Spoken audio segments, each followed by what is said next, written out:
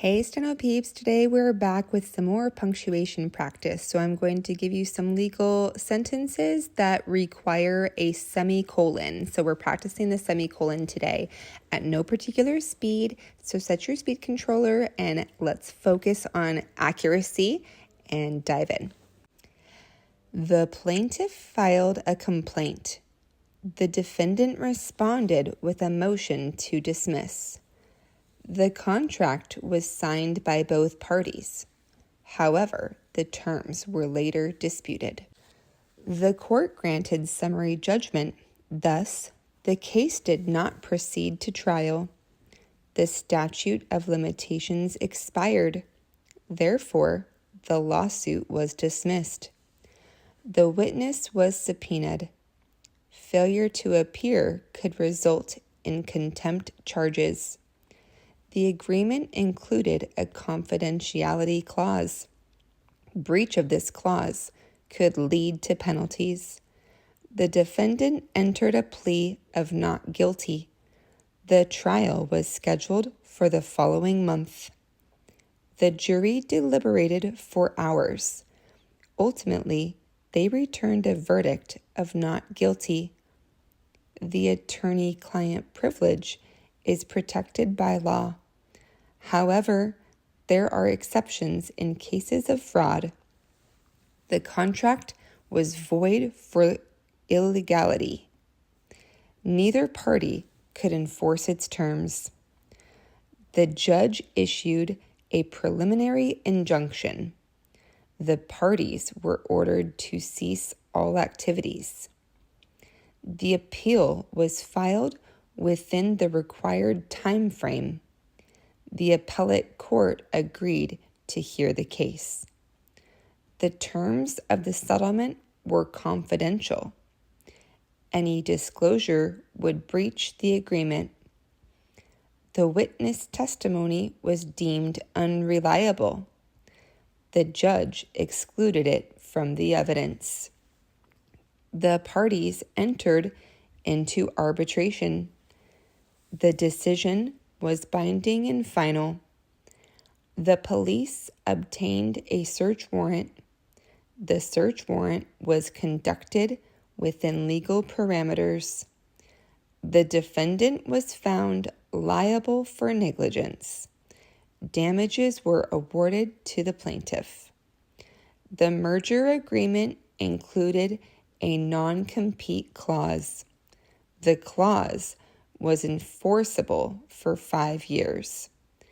The landlord filed for eviction. The tenant failed to pay rent for 3 consecutive months. The contract contained an arbitration clause.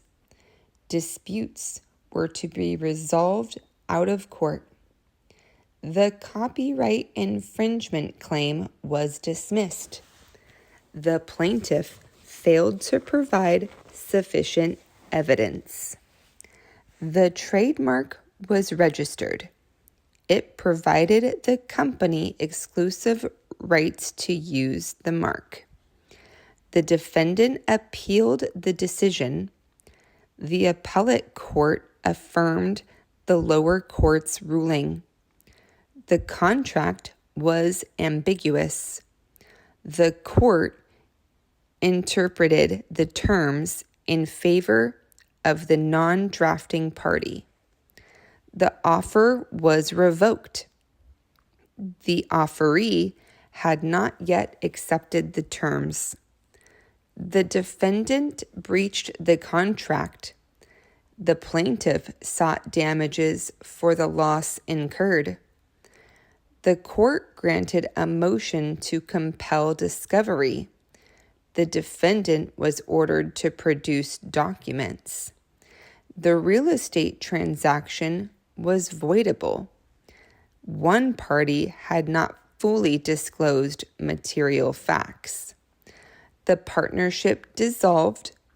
The assets were distributed according to the agreement. The jury was sequestered. They were not allowed to communicate with the outside world. The insurance policy included an exclusion clause. Certain events were not covered. The court ordered mediation. Both parties were required to participate in good faith. The executor of the state filed for probate. The will was admitted into court. The settlement agreement included a release of all claims. The parties agreed to waive further litigation. The court issued a writ of habeas corpus. The detainee was brought before the court for review. Okay, hopefully you could kind of hear my pauses as to where the semicolon would go, just to kind of further help you out a little bit. But this just gives really good practice for you to be incorporating that punctuation and getting more confident with the dashes, the semicolons, the colons. I believe the dashes are coming up next. So stick around for that, and I'll catch you on the next dictation.